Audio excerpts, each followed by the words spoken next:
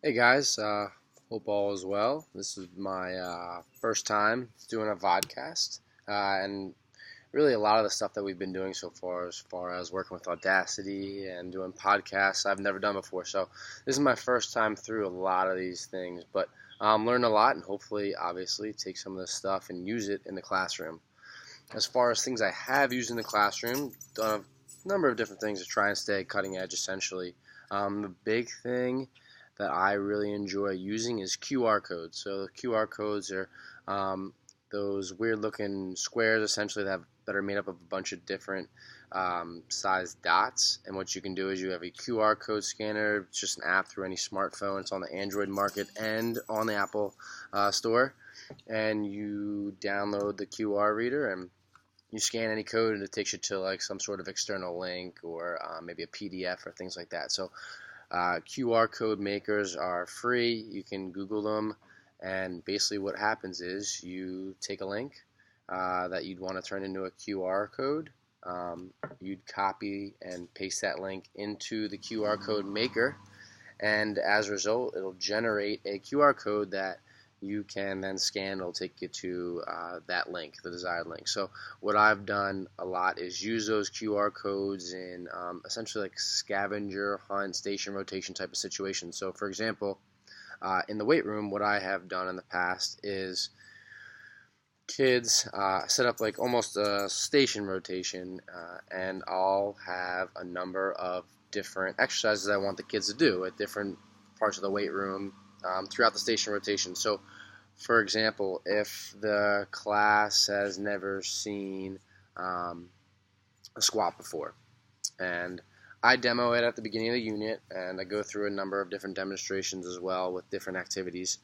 Uh, as a reminder, what I can do is next to the squat rack, I can put up a QR code that links to a video of a proper demonstration of a squat. So all I have to do is go on YouTube or the internet somewhere and find a proper demonstration of a squat, copy and paste that link into a free QR code maker, and then it'll generate a QR code that I can copy and paste into Word. I can print that out. You then cut it out and tape it onto the squat rack. And if the kid needs just another demonstration of what a proper squat looks like, he can take his phone out real quick, or she scan the QR code, and what will happen is they'll get a link to a video, and hopefully that little clip will remind them of certain techniques in order to help them properly demonstrate a squat. And the reason I like this so much is because it's almost differentiating instruction within the classroom. I can have a bunch of QR codes set up around, and instead of me having to go one at a time, person to person, and show them different instruction or different type of lifts, they can easily grab their phone, look at the QR code, scan it, and then they'll see that demonstration. So I like to use those a lot. I've also used clickers in the past, and clickers is basically every kid I'll make using our we have smart boards. We're lucky enough to have smart boards in health class, and I can make using the clicker software basically a PowerPoint. And what happens is, as like a review game, essentially, I'll put up a question, A, B, C, or D answer. Like, for example, here's a picture of the heart.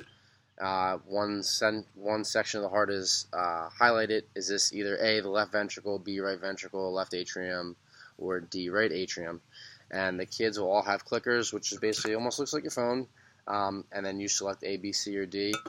And what happens is that information will immediately get sent to the PowerPoint, and I can basically open up in the bottom corner of the video, or the PowerPoint, I should say, sorry, the results, so the live results. So I'll usually get some sort of a little like table or a pie chart, and it says 30% of the kids answered A, 40% of the kids answered B, 15C, and 15D. And I can see right then and there if 100% of the kids got the question right. I know I don't need to spend any more time on that information, but if only if there was a big split like that, like 25, 25, 25, and 25, I know I should really kind of go back and say, hey, listen, maybe I didn't do a good job of teaching it. Let's kind of go over this. Why did you guys get this answer? Why did you get this answer? What are some ways we can kind of tackle this so that it's not an issue in the future and the majority of you guys can get it right? So those are the type of technology things I've kind of used a lot in my class. Hopefully, through your guys' videos or vodcasts, I can pick up some more things. So, hopefully this helps. If you have any questions, feel free to reach out, and maybe I can guide you in the right direction so you can use some of these things. All right, take care.